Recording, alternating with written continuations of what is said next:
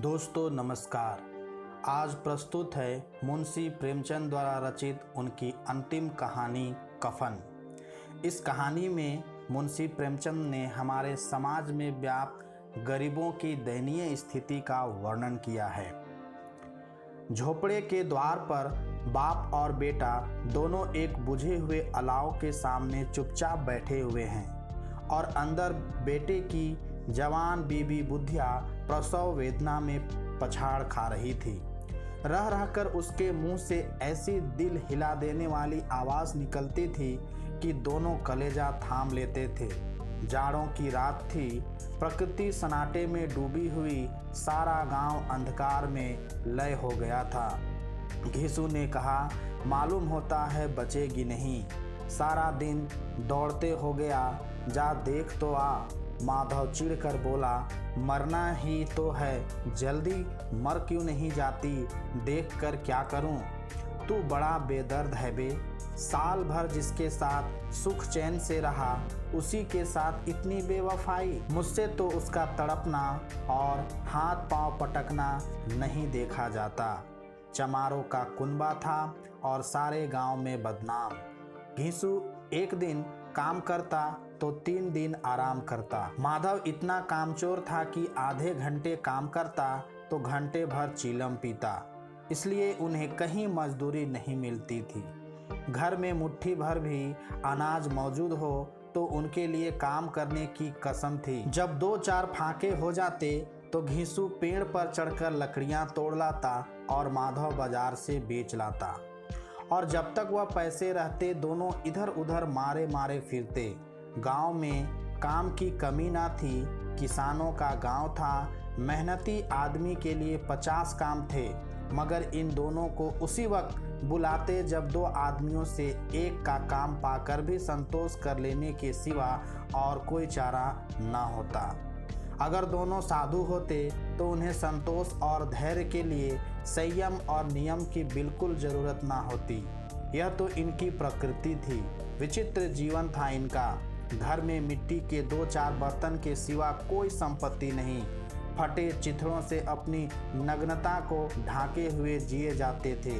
संसार की चिंताओं से मुक्त, कर्ज से लदे हुए, गालियां भी खाते, मार भी खाते, मगर कोई गम नहीं। दिन इतने की वसूली की बिल्कुल आशा ना रहने पर भी लोग उन्हें कुछ ना कुछ कर्ज दे देते थे। मटर आलू की फसल में दूसरों के खेतों से मटर या आलू उखाड़ लाते और भून भान कर खा लेते या 10-5 ऊख उखाड़ लाते और रात को चूसते। घीसू ने इसी आकाशवृत्ति से 60 साल की उम्र काट दी और माधव भी सपूत बेटे की तरह बाप ही के पद चिन्हों पर चल रहा था, बल्कि उसका नाम और भी उजागर कर रहा था। इस वक्त भी दोनों अलाव के सामने बैठकर आलू भून रहे थे जो कि किसी खेत से खोद लाए थे। घीसू की स्त्री का तो बहुत दिन हुए देहांत हो गया था। माधव का विवाह पिछले साल हुआ था। जब से यह औरत आई थी उसने इस खानदान में व्यवस्था की नींव डाली थी और इन दोनों बेगैरतों को दोजख भरती रहती थी। जब से वह आई यह दोनों और भी आराम तलब हो गए थे, बल्कि कुछ अकड़ने भी लगे थे। कोई कार्य करने को बुलाता तो निर्ब्याज भाव से दुगुनी मजदूरी मांगते। वहीं औरत आज प्रसव वेदना से मर रही थी और यह दोनों इसी इंतज़ार में थे कि वह मर जाए तो आराम से सोए। घीसू ने आलू निकालकर छिलते हुए कहा, जाकर देख तो क्या दशा है उसकी, चुड़ैल का फिसाद होगा और क्या, यहाँ तो ओझा भी 1 रुपया मांगता है। माधव को भय था कि वह कोठरी में गया तो घीसू आलूओं का बड़ा भाग साफ कर देगा। बोला, मुझे वहाँ जाते डर लगता है। डर किस बात का है, मैं तो यहाँ हूँ ही, तो तुम ही जाकर देखो ना। मेरी औरत जब मरी थी तो मैं 3 दिन तक उसके पास से हिला तक नहीं, और फिर मुझसे लजाएगी कि नहीं। जिसका कभी मुंह नहीं देखा आज उसका उघाड़ा हुआ बदन देखूं, उसे तन की सूद भी तो नहीं होगी। मुझे देख लेगी तो खुलकर हाथ पांव भी ना पटक सकेगी। मैं सोचता हूँ कोई बाल बच्चा हुआ तो क्या होगा, सौंठ गुड़ तेल कुछ भी तो नहीं है घर में, सब कुछ आ जाएगा, भगवान दे तो। जो लोग अभी एक पैसा नहीं दे रहे हैं वे ही कल बुलाकर रुपये देंगे। मेरे 9 लड़के हुए, घर में कभी कुछ न था, मगर भगवान ने किसी न किसी तरह बेड़ा पार ही लगाया। जिस समाज में रात दिन मेहनत करने वालों की हालत उनकी हालत से कुछ बहुत अच्छी न थी, और किसानों के मुकाबले में वे लोग जो किसानों की दुर्बलताओं से लाभ उठाना जानते थे कहीं ज़्यादा संपन्न थे, वहाँ इस तरह की मनोवृत्ति का पैदा हो जाना कोई अचरज की बात न थी। हम तो कहेंगे घिसू किसानों से कहीं ज़्यादा विचारवान था, और किसानों के विचार शून्य समूह में शामिल होने के बदले बैठकबाजों की कुत्सित मंडली में जा मिला था। हाँ, उसमें यह शक्ति न थी कि बैठकबाजों के नियम और नीति का पालन करता, इसलिए जहाँ उसकी मंडली के और लोग गांव के सरगना और मुखिया बने हुए थे, उस पर सारा गांव उंगली उठाता था। फिर भी उसे यह तस्कीन तो थी ही कि अगर वह फटे हाल है तो कम से कम उसे किसानों की सी जी तोड़ मेहनत तो नहीं करनी पड़ती, और उसकी सरलता और निरहता से दूसरे लोग बेजा फ़ायदा तो नहीं उठाते। दोनों आलू निकाल निकाल कर जलते जलते खाने लगे। कल से कुछ नहीं खाया था, इतना सब्र न था कि ठंडा हो जाने दे। कई बार दोनों की ज़बानें जल गई। छिल जाने पर आलू का बाहरी हिस्सा जबान, हलक और तालू को जला देता था, और उस अंगारे को मुंह में रखने से ज़्यादा खैरियत इसी में थी कि वह अंदर पहुंच जाए। वहां उसे ठंडा करने के लिए काफ़ी सामान थे, इसलिए दोनों जल्द जल्द निगल जाते। हालांकि इस कोशिश में उनकी आंखों से आंसू निकल आते। घिसू को उस वक्त ठाकुर की बारात याद आई जिसमें 20 साल पहले वह गया था।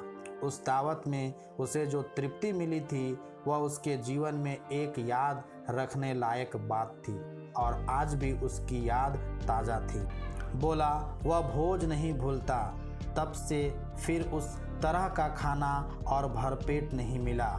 लड़की वालों ने सबको भरपेट पूड़ियाँ खिलाई थी। सबको, छोटे बड़े सब ने पूड़ियाँ खाई, और असली घी की चटनी, रायता, 3 तरह के सूखे साग, एक रसेदार तरकारी, दही, चटनी, मिठाई। अब क्या बताऊं कि उस भोजन में क्या स्वाद मिला। कोई रोक टोक नहीं थी, जो चीज़ चाहो मांगो, जितना चाहो खाओ।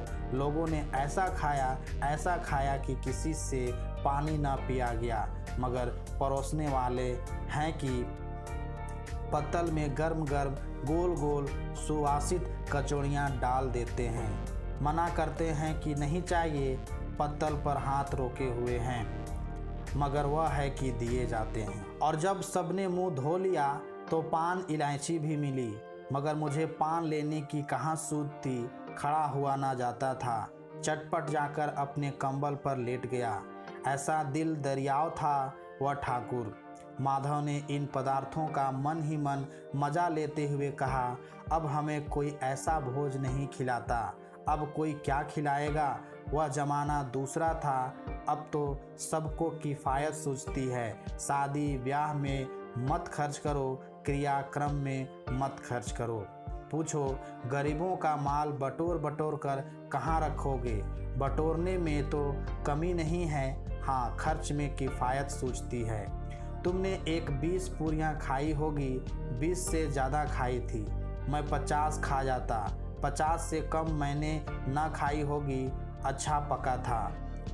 तू तो मेरा आधा भी नहीं है। आलू खाकर दोनों ने पानी पिया, और वहीं अलाव के सामने अपनी धोतियाँ ओढ़कर पाँव पेट में डाले सो रहे, जैसे 2 बड़े बड़े अजगर पेंडुलियाँ मारे पड़े हों, और बुधिया अभी तक कराह रही थी। सवेरे माधव ने कोठरी में जाकर देखा तो उसकी स्त्री ठंडी हो गई थी। उसके मुंह पर मक्खियाँ भिनक रही थी। पथराई हुई आंखें ऊपर टंगी हुई थी। सारी देह धूल से लथपथ हो रही थी। उसके पेट में बच्चा मर गया था। माधव भागा हुआ घिसू के पास आया। फिर दोनों जोर जोर से हाय हाय करने और छाती पीटने लगे। पड़ोस वालों ने यह रोना धोना सुना तो दौड़े हुए आए और पुरानी मर्यादा के अनुसार इन अभागों को समझाने लगे, मगर ज़्यादा रोने पीटने का अवसर ना था। कफन की और लकड़ी की फिक्र करनी थी। घर में तो पैसा इस तरह गायब था जैसे चील के घोंसले में मांस। बाप बेटे रोते हुए गांव के जमींदार के पास गए। वह इन दोनों की सूरत से नफरत करते थे। कई बार इन्हें अपने हाथों से पीट चुके थे। चोरी करने के लिए, वादे पर काम पर ना आने के लिए। पूछा, क्या है बे घिसुआ, रोता क्यों है? अब तो तू कहीं दिखलाई भी नहीं देता। मालूम होता है इस गांव में रहना नहीं चाहता। घिसू ने जमीन पर सिर रखकर आंखों में आंसू भरे हुए कहा, सरकार, बड़ी विपत्ति में हूँ। माधव की घरवाली रात को गुजर गई। रात भर तड़पती रही सरकार। हम दोनों उसके सिरहाने बैठे रहे। दवा दारू जो कुछ हो सका सब कुछ किया। मुद्दा वह हमें दगा दे गई। अब कोई एक रोटी देने वाला भी ना रहा मालिक। तबाह हो गए। घर उजड़ गया। आपका गुलाम हूँ। अब आपके सिवा कौन उसकी मिट्टी पार लगाएगा? हमारे हाथ में तो जो कुछ था वह सब तो दवा दारू में उठ गया। सरकार ही की दया होगी तो उसकी मिट्टी उठेगी। आपके सिवा किसके द्वार पर जाऊं? जमींदार साहब दयालु थे, मगर घिसू पर दया करना काले कंबल पर रंग चढ़ाना था। जी, मैं तो आया, कह दे चल दूर हो यहाँ से। यूं तो बुलाने से भी नहीं आता, आज जब गरज पड़ी तो आकर खुशामद कर रहा है। हरामखोर कहीं का, बदमाश। लेकिन यह क्रोध या दंड देने का अवसर ना था। जी में कुड़ते हुए 2 रुपये निकालकर फेंक दिए, मगर सातवाना का एक शब्द भी मुंह से ना निकला। उसकी तरफ ताका तक नहीं, जैसे सिर का बोझ उतारा हो। जब जमींदार साहब ने 2 रुपये दिए तो गांव के बनिए महाजनों को इनकार का साहस कैसे होता। घिसू जमींदार के नाम का ढिंडोरा भी पीटना जानता था। किसी ने 2 आने दिए, किसी ने 4 आने। 1 घंटे में घिसू के पास 5 रुपये की अच्छी रकम जमा हो गई। कहीं से अनाज मिल गया, कहीं से लकड़ी, और दोपहर को घिसू और माधव बाजार से कफन लाने चले। इधर लोग बांस वांस काटने लगे। गांव की नर्मदिल स्त्रियां आ आकर लाश देखती थी और उसकी बेकसी पर 2 बूंद आंसू गिराकर चली जाती थी। बाजार में पहुंचकर घिसू बोला, लकड़ी तो उसे जलाने भर को मिल गई है, क्यों माधव? माधव बोला, हाँ लकड़ी तो बहुत है, अब कफन चाहिए। तो चलो कोई हल्का सा कफन ले ले। हाँ और क्या, लाश उठते उठते रात हो जाएगी। रात को कफन कौन देखता है? कैसा बुरा रिवाज है कि जिसे जीते जी तन ढकने को चिथड़ा भी ना मिले, उसे मरने पर नया कफन चाहिए। कफन लाश के साथ जल ही तो जाता है, और क्या रखा रहता है। यही 5 रुपये पहले मिलते तो कुछ दवा दारू कर लेते। दोनों एक दूसरे के मन की बात ताड़ रहे थे। बाजार में इधर उधर घूमते रहे। कभी इस बाजार की दुकान पर गए, कभी उसकी दुकान पर। तरह तरह के कपड़े, रेशमी और सूती देखे, मगर कुछ जचा नहीं। यहाँ तक कि शाम हो गई तब दोनों ना जाने किस देवी प्रेरणा से एक मधुशाला के सामने जा पहुँचे और जैसे किसी पूर्व निश्चित व्यवस्था से अंदर चले गए। वहाँ जरा देर तक दोनों असमंजस में खड़े रहे। फिर घिसू ने गद्दी के सामने जाकर कहा, साहू जी 1 बोतल हमें भी देना। उसके बाद कुछ चिखोना आया, तली हुई मछली आई और दोनों बरामदे में बैठकर शांतिपूर्वक पीने लगे। कई कुंजिया तबाब तोड़ पीने के बाद दोनों सरूर में आ गए। घिसू बोला, कफन लगाने से क्या मिलता, आखिर जल ही तो जाता, कुछ बहू के साथ तो ना जाता। माधव आसमान की तरफ देखकर बोला, मानो देवताओं को अपनी निष्पापता का साक्षी बना रहा हो। दुनिया का दस्तूर है, नहीं लोग बामनों को हजारों रुपये क्यों दे देते हैं? कौन देखता है परलोक में मिलता है या नहीं? बड़े आदमियों के पास धन है, फूके, हमारे पास फूकने को क्या है? लेकिन लोगों को जवाब क्या दोगे? लोग पूछेंगे, नहीं कफन कहाँ है? घिसू हंसा। अबे कह देंगे कि रुपये कमर से खिसक गए, बहुत ढूंढा मिले नहीं, लोगों को विश्वास ना आएगा लेकिन फिर वही रुपये देंगे।